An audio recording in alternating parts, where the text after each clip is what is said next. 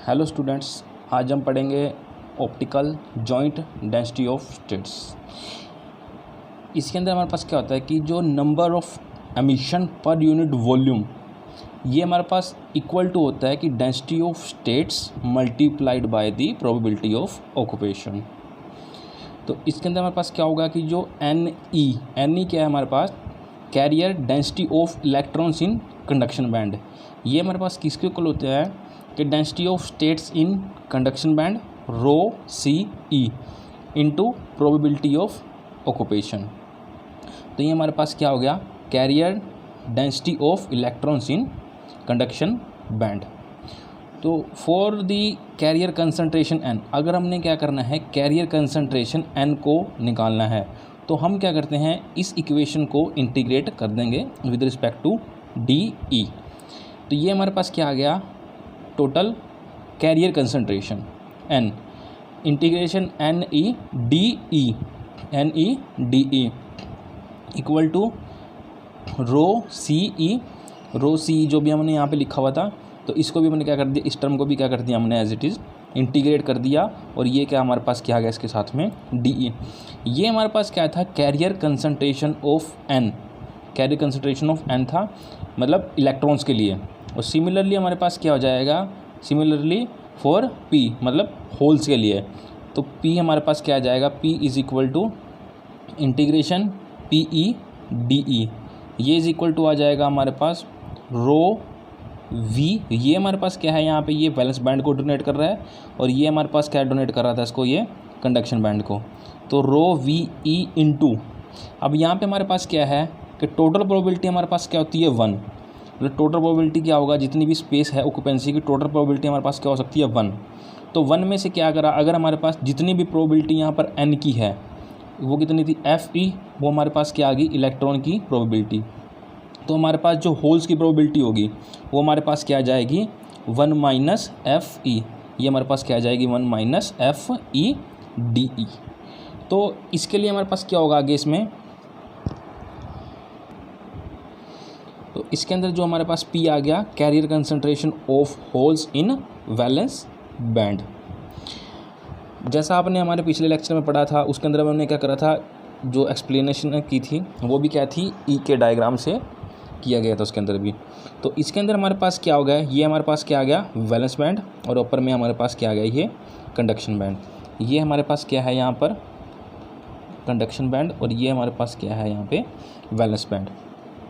तो हमारे पास कोई भी मटेरियल होता है जो, उसके अंदर हमारे पास 2 प्रोसेस हो सकती हैं। एक तो आपके पास क्या हो सकती है एब्जॉर्प्शन और दूसरा क्या होगी वहाँ पे एमिशन। तो इसके अंदर जैसे एब्जॉर्प्शन क्या होगी कि जो हमारे पास क्या है इलेक्ट्रॉन्स क्या है वैलेंस बैंड में है, तो हमने क्या करा उसको एनर्जी दी एच न्यू। तो वो क्या करेगा यहाँ से वैलेंस बैंड से एनर्जी लेके वो क्या जाएगा हमारे पास यहाँ पे कंडक्शन बैंड में चला जाएगा। तो ये हमारे पास क्या हो गया एब्जॉर्प्शन प्रोसेस। तो हमारे पास क्या होगा कि अगर हमारे पास एब्जॉर्प्शन प्रोसेस के अंदर क्या होता है कि हमने क्या किया एच न्यू, ये क्या है एनर्जी, कोई भी एनर्जी का फोटोन इंसिडेंट कराया, या हम कह सकते हैं कि म्यू फ्रीक्वेंसी के फोटोन को जब हम क्या करते हैं इंसिडेंट करते हैं, ठीक है। और जो E2 क्या है वो ये क्या है कंडक्शन बैंड के अंदर क्या आ गई फिक्स पॉइंट की फिक्स एनर्जी आ गई। तो अगर हमारे पास क्या हो, इससे क्या होगा जो E2 एनर्जी है और एच न्यू जो फोटोन की एनर्जी है ये हमारे पास क्या हो जाएगा ऑटोमेटिकली फिक्स हो जाएंगे। ये क्या हमारे पास फिक्स वैल्यूज़ हैं दोनों। तो उससे क्या होगा हमारे पास, जब ये दोनों फिक्स हो जाएंगे तो ऑटोमेटिकली हमारे पास क्या होगा E1 की वैल्यू क्या हो जाएगी, वो भी फिक्स हो जाएगी। ये फिक्स कैसे हो जाएगी, जैसे हमने पढ़ा है कि जो एच न्यू है, एच न्यू क्या होता है हमारे पास is equal to E2 minus E1 होता है। तो यहाँ से हमारे पास क्या है कि अगर हमारे पास क्या है E2 की वैल्यू कॉन्स्टेंट है और एच न्यू की वैल्यू कॉन्स्टेंट है, तो ऑब्वियस है हमारे पास क्या है E1 की वैल्यू भी क्या आ जाएगी हमारे पास कॉन्स्टेंट आ जाएगी। तो ये तो हमारे पास क्या था एब्जॉर्प्शन प्रोसेस के लिए था। सिमिलरली हमारे पास क्या होगा कि जब एमिशन प्रोसेस होगा तो एमिशन प्रोसेस के अंदर हमारे पास क्या होगा कि जो कंडक्शन बैंड से हमारे पास जो क्या है कंडक्शन बैंड से वैलेंस बैंड के अंदर जाएगा। अब हमारे पास क्या है इलेक्ट्रॉन क्या है इस पॉइंट पे प्रेजेंट है जहाँ पे आपका हमारे पास क्या है एनर्जी क्या है E2 डैश, और ये वैलेंस बैंड में जो हमारे पास इस पॉइंट पे जो एनर्जी है वो क्या आ जाएगी E1 डैश।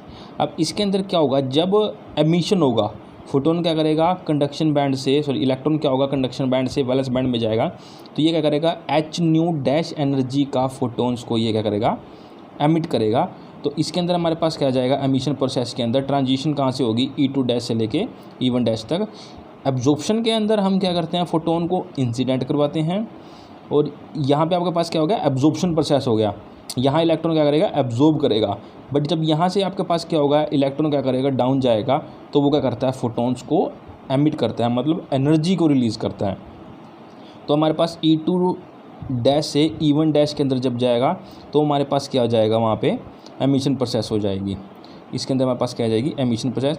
तो एब्जॉर्प्शन और एमिशन, इस पूरे कंप्लीट केस में क्या होगा, आपने देखा है कि एक स्टेट तो कंडक्शन बैंड की रोल कर रही है और एक स्टेट क्या कर रही है, वैलेंस बैंड की रोल कर रही है, इसके अंदर मतलब रोल प्ले कर रही है। तो यहाँ से एक तो हमारे पास यहाँ से यूज़ हो गया एक स्टेट, और एक स्टेट हमारे पास क्या हो गया, वैलेंस बैंड से यूज, और एक स्टेट क्या हो जाएगी, कंडक्शन बैंड से यूज हो रही है।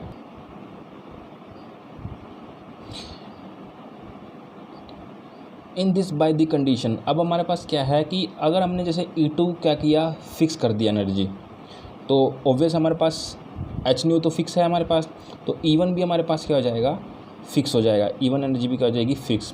तो इस चीज़ को स्टडी करने के लिए हम क्या करते हैं कि स्टडी करते हैं जॉइंट डेंसिटी ऑफ स्टेट्स को स्टडी करते हैं।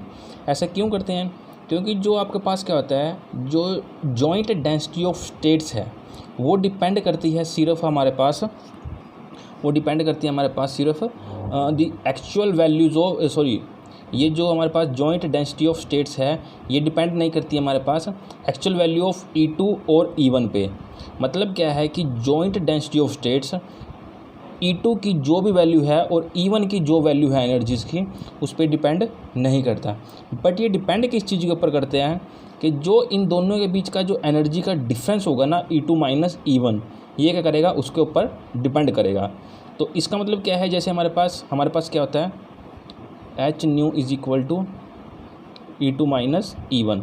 अब क्या है, ना तो वो इस पे डिपेंड कर रहे हैं ना इस पे डिपेंड कर रहा है, इसके डिफरेंस पे डिपेंड कर रहा है। इसके डिफरेंस का मतलब क्या है, जैसे हमारे पास यहाँ से फ्रीक्वेंसी चेंज होती है, यहाँ से हमारे पास फ्रीक्वेंसी चेंज होगी, तो हमारे पास क्या होगा, यहाँ से इन दोनों के बीच का जो डिफरेंस है ऑब्वियस है वो भी चेंज हो जाएगा। तो जब इन दोनों के बीच का डिफरेंस भी चेंज हो जाएगा हमारे पास, तो हमारे पास क्या होगा, इसके अंदर इन दोनों के डिफरेंस की अलग अलग वैल्यूज़ आ जाएंगी, तो जिसके कारण हमारे पास क्या आएगी,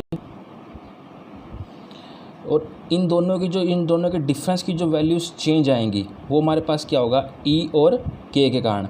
जो हमारे पास E के डायग्राम है उसके अंदर E और K के कारण हमारे पास इन दोनों की वैल्यू चेंज आ जाएगी। ऐसा क्यों होता है, क्योंकि जो हमारे पास क्या होता है, जैसे जो किसी भी चीज़ की डायरेक्शन होती है, जैसे हमारे पास मान लो E और K की जैसे डायरेक्शन है, जैसे हमने XRD के अंदर पढ़ते हैं या मटेरियल साइंस के अंदर पढ़ते हैं, उसकी जो डायरेक्शन होती है जैसे 001, 110, ये जो मिलर इंडिसेस होते हैं, उसकी तरह हमारे पास क्या होता है, यहाँ से अगर जैसे जैसे डायरेक्शंस चेंज होएगी तो उसी बेस पे हमारे पास क्या होगा, E2 माइनस E1 के बीच का जो डिफरेंस है वो चेंज होगा। तो जैसे इन दोनों के बीच का डिफरेंस चेंज होगा तो हमारे पास क्या है, एच न्यू की वैल्यू भी चेंज आ जाएगी। अब हमारे पास क्या है कि E2 जो हमारे पास क्या था, वैलेंस बैंड और कंडक्शन बैंड था, इन दोनों के बीच हमारे पास क्या था, यहाँ पे एनर्जी क्या थी, E2 थी, और यहाँ पे एनर्जी क्या थी हमारे पास, E1। अब इन दोनों के बीच में हम क्या करेंगे, इन दोनों की एनर्जी को हमारे पास जो आएगा रिलेशन वो क्या है आपके पास, E2 is equal to EC plus H cut square K square 2MC। तो ये हमारे पास क्या आ गया, कि जो EC है ये हमारे पास क्या आ जाएगी, एनर्जी इन कंडक्शन बैंड, और हमारे पास ये इक्वेशन है, इसको बोलते हैं parabolic approximation at bottom of band. ये बॉटम ऑफ बैंड क्या आता है हमारे पास, ये हमारे पास इस बॉटम ऑफ बैंड के ऊपर आती है, ठीक है। और जो दूसरा हमारे पास क्या है, वैलेंस बैंड के अंदर हमारे पास आएगा, ये हमारे पास क्या है, parabolic approximation at top of the band. तो ये E1 is equal to EV minus H cut square K square 2MV। ये भी हमारे पास क्या है, parabolic approximation at top of the band. अब इसके अंदर हम क्या करेंगे कि जो हमारे पास इक्वेशन 2 है इसको हम क्या करेंगे, 1 से सब्ट्रैक्ट करेंगे, तो E2 माइनस E1, तो E2 माइनस E1 आ गया, और यहाँ हमारे पास क्या आ गया, EC माइनस EV। जब इसमें से इसको सब्ट्रैक्ट करेंगे तो हमारे पास क्या है इसके अंदर एच कट स्क्वायर और के स्क्वायर बाई 2, ये तो हमारे पास क्या आ गया कॉमन। तो जो ब्रैकेट के अंदर हमारे पास ये तो हमारे पास क्या आ गया कॉमन, तो जो हमारे पास अंदर रह जाएगा वो आ जाएगा 1/mc माइनस mv। तो ये माइनस माइनस करके हमारे पास क्या आ जाएगा प्लस। तो ये जो हमारे पास जो ये टर्म आ जाएगी इसको हम बोलते हैं दिस इज़ दी रिड्यूस्ड मास। और जो ये रिड्यूस्ड मास होता है वो आपके पास किसके इक्वल होता है 1/mc plus 1/mv is equal to 1/mr के इक्वल होता है हमारे पास।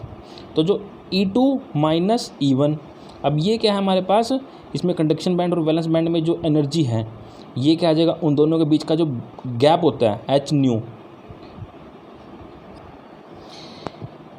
E2 माइनस E1 ये हमारे पास इन दोनों की एनर्जी गैप आ जाएगा, वो आपके पास क्या आ जाएगा h nu equal to EC minus EV, जो आपके पास क्या होगा कंडक्शन बैंड की एनर्जी माइनस वैलेंस बैंड की एनर्जी, इन दोनों के बीच में जो गैप होता है जिसको हम एनर्जी बैंड गैप बोलते हैं, वो हमारे पास क्या आ जाएगा यहाँ पे EG प्लस में आपके पास क्या आ गया एच कट स्क्वायर के स्क्वायर 2, और ये हमने क्या करा 1 बाय जो हमारे पास यहाँ से सोल्व करके हमने क्या लिख दिया इसको 1/mr।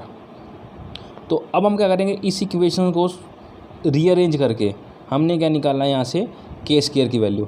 के स्क्वायर की वैल्यू क्या आ गया आपके पास एच न्यू EG आपके पास क्या चला जाएगा दूसरी साइड चला जाएगा, और ये हमारे पास क्या है H cut square by 2mr, ये जो 2mr है ये साइड ऊपर चला जाएगा और जो हमारे पास एच कट स्क्वायर है वो क्या आ जाएगा नीचे आ जाएगा।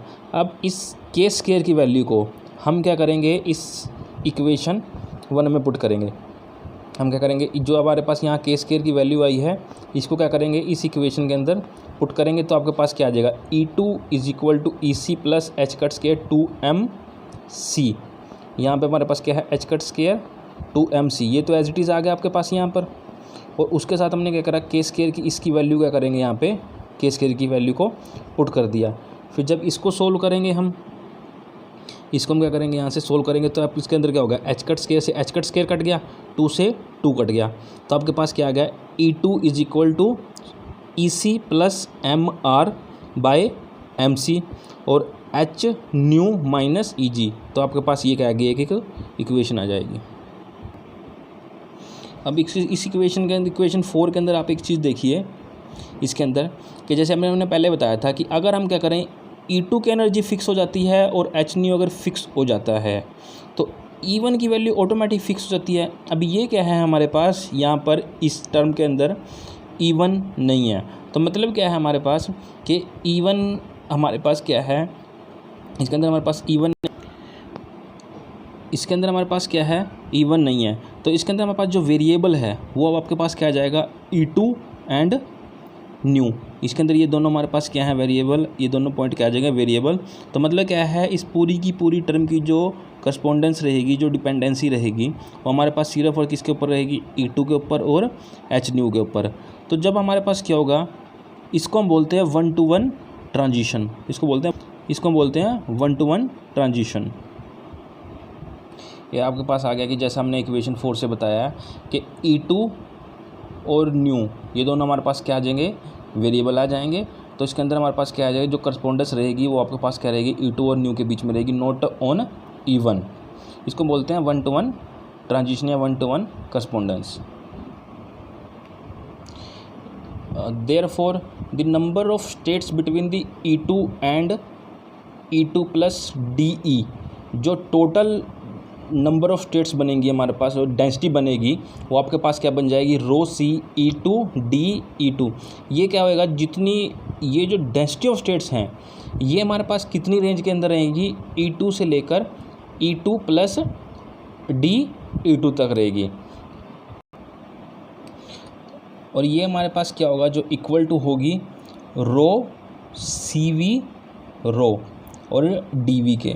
इसके अंदर जो हमारे पास क्या है रो CV है ये क्या हमारे पास number of states for photons of energy between the H nu and H nu plus D nu और टू इंटरेक्ट विद। जैसे हमारे पास क्या है यहाँ पे क्या आ गया एक एनर्जी रेंज आ गई E2 से लेके E2 प्लस D E2 तक, तो इसी तरह हमारे पास क्या आ जाएगा यहाँ पे आपके पास जो रेंज आ जाएगी वो एनर्जी की आ जाएगी H न्यू से लेकर H nu plus D new तक। तो इसके अंदर हमारे पास क्या आ जाएगा अब आगे कि that is the number of density of states to interact in emission and absorption process.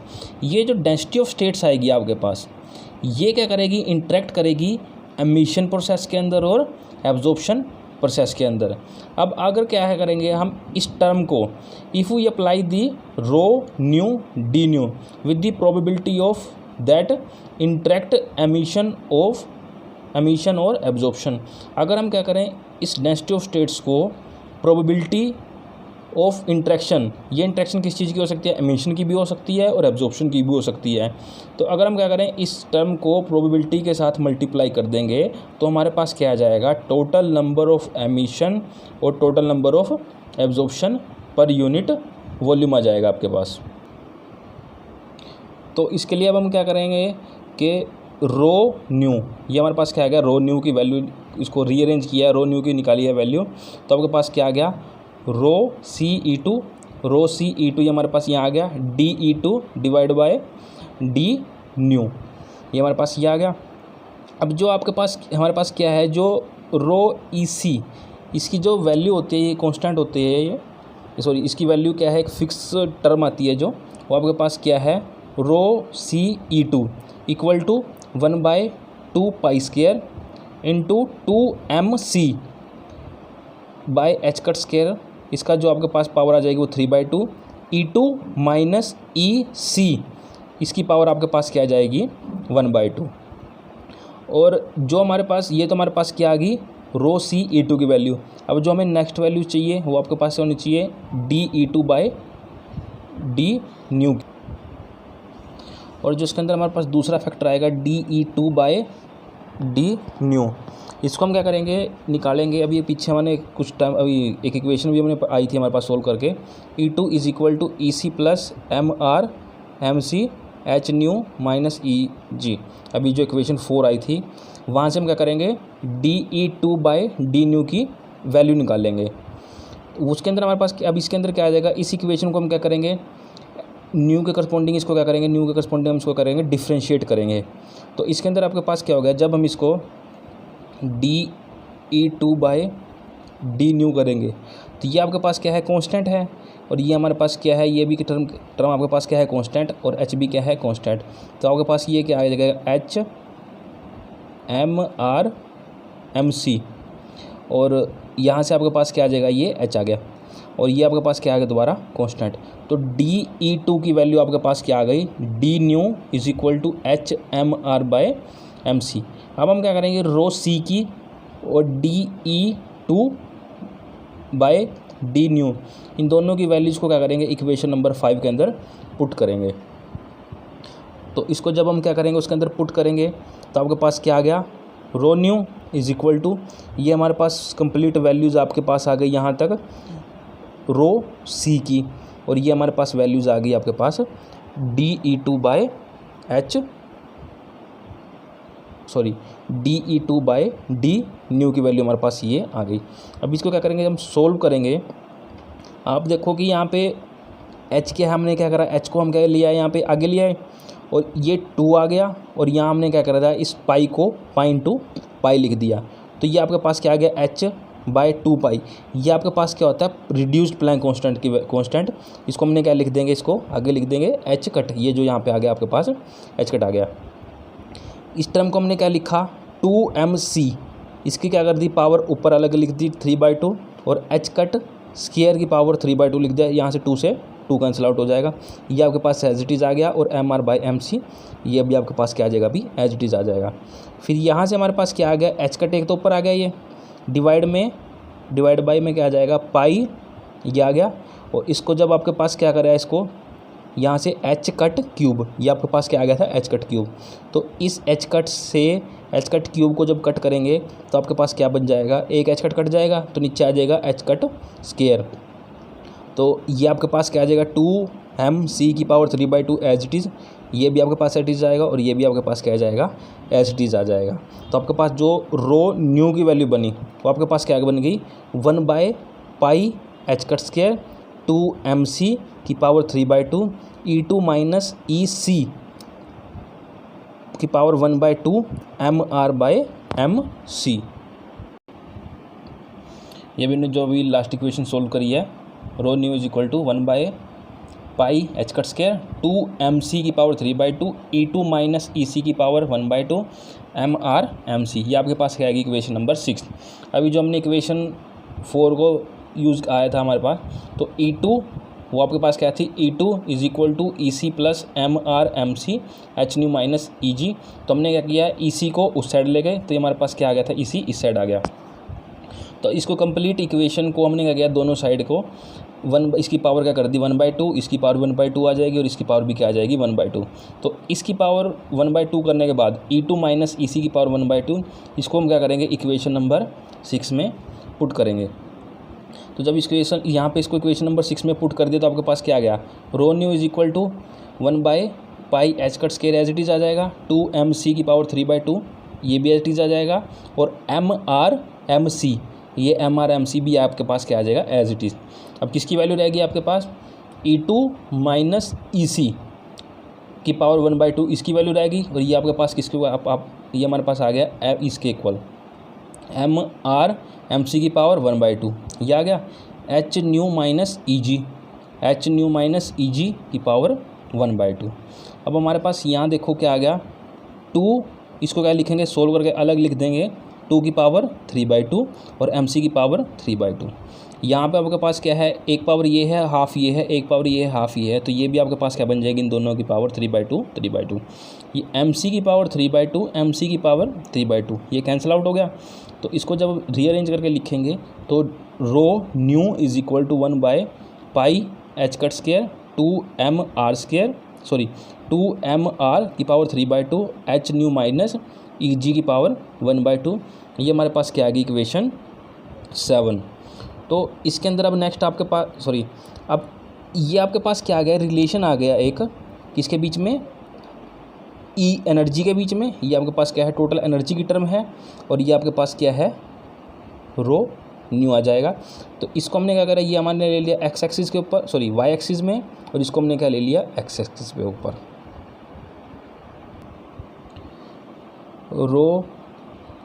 Row new क्या है, अभी हमने आपको बताया था कि जो number density number of states in the energy range Hν से Hν प्लस डेल्टा न्यू के बीच में। तो ये हमारे पास क्या है वाई एक्सिस पे, तो हमारे पास आ गया रो न्यू, और यहाँ पे आपके पास क्या आ गया एनर्जी। तो इसके अंदर हमारे पास क्या होगा, जब इसकी वैल्यू ये क्या है -EG, तो क्या होगा जब एनर्जी बैंड गैप से क्या होगी, ये क्या है आपके पास EG एनर्जी बैंड गैप होता है ना, जब आपके पास इसकी वैल्यू इससे कम होगी तो आपके पास क्या होगी, जो इसके डेंसिटी ऑफ स्टेट्स क्या आएगी, वो आपके पास क्या आएगी 0 ही आएगी इसके अंदर डेंसिटी ऑफ स्टेट्स।